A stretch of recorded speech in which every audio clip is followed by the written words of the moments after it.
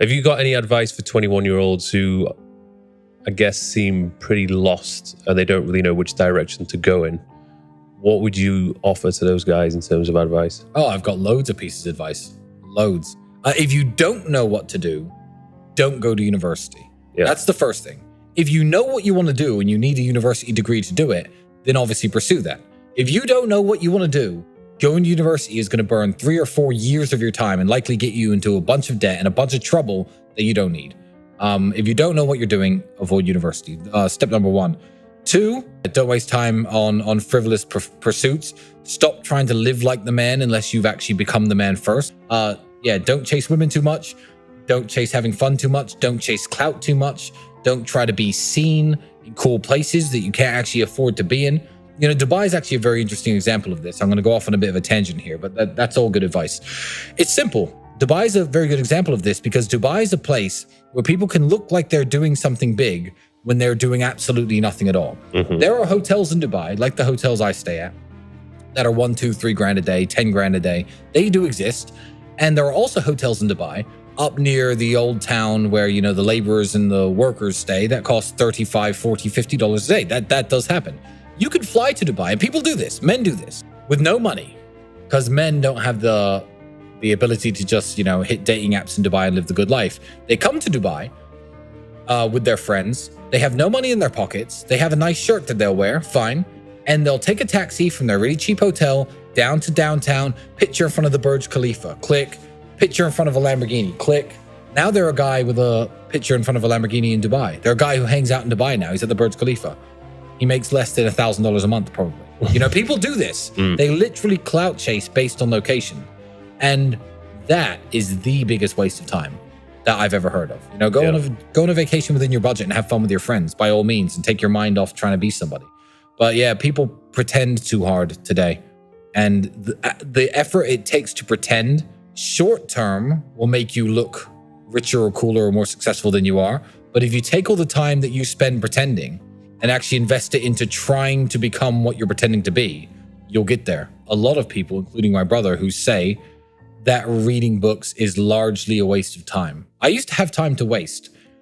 Books are entertainment. People read and they think that reading is going to make them rich or make them successful. I feel like reading is putting your brain on pause. You know, you might be entertained for a while, but I just feel like it's a higher form of Netflix to me, you know? And even, you know, success books, you know, I saw a copy of Rich Dad, Poor Dad somewhere here in your apartment. Yeah. I'm not saying that reading that isn't entertaining. I mean, there's a movie called The Pursuit of Happiness about, you know, I don't know if you've seen a Will Smith movie where he gets successful and stuff, but it's still not going to make you rich. You were already who you were before you bought that book. I know that book isn't that old. But if you're young and you're broke and you don't have anything in life, I don't feel like these success-based, what I would call success porn books, these, you know, alter your mindset, alter your life kind of books are going to benefit you massively.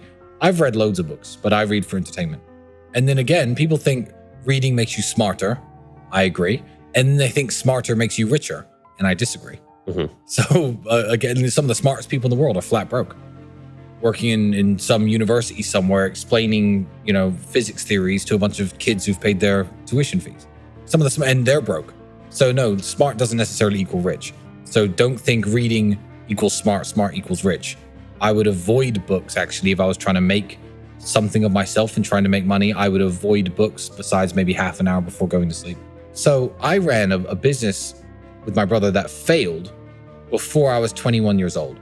That qualified me more to run a successful business than anyone who from age 18 to 23 studied business at university for 5 years and got a master's in business. Me, having run my one failed company, was more qualified to run a successful company after that than they were. Because the person who they learned from at university doesn't run successful companies. It's just a bunch of book learning. It's a bunch of theory that isn't really applicable to real business, in my opinion. University has a monopoly on the borrowing power of young people. The financial borrowing power that I have as a multimillionaire is huge. Young people have none. If you're 18, 19, and you try to get a loan, you can't get one. University has a monopoly on this. So if you're in the United Kingdom, and this is very, very sad, and you are 18 years of age, and you go to a bank, with a great plan. You say, I am going to start a business. My name's Tristian Tate. I'm 18 years old. The bank's already not interested. But let's say they even heard you out and you had a nice, solid business plan. It said, I need £30,000. I'm going to start this business. It's going to become a successful company in my town. Eventually, I'm going to expand to London. I'm going to be a millionaire by the time I'm 25. This is my business plan. Can I have £30,000? No. It will be no 100% of the time. If you're an 18-year-old kid and you say, hey, I want to be a pilot. I don't want to join the military and fight your bullshit wars that you want us all to fight to get a pilot's license. Plus, a lot of pilots, they want you to go to university first nowadays. But regardless, I want to be a pilot. Can I borrow £30,000? I need this many hours of flying time at this airfield on these aircraft. If I complete all these various hours, I'll have a pilot's license by the time I'm 21. Then I want to apply to work for airlines. Can I borrow some money, Mr. Banker? No. Hi, I don't really know what I want to do with life. I'm 18. Don't really know what I want to do. So I'm going to study business, economics. Oh, here's your check for 60 grand, 70 grand. Ching, ching. Here you go. Enjoy paying it back one day.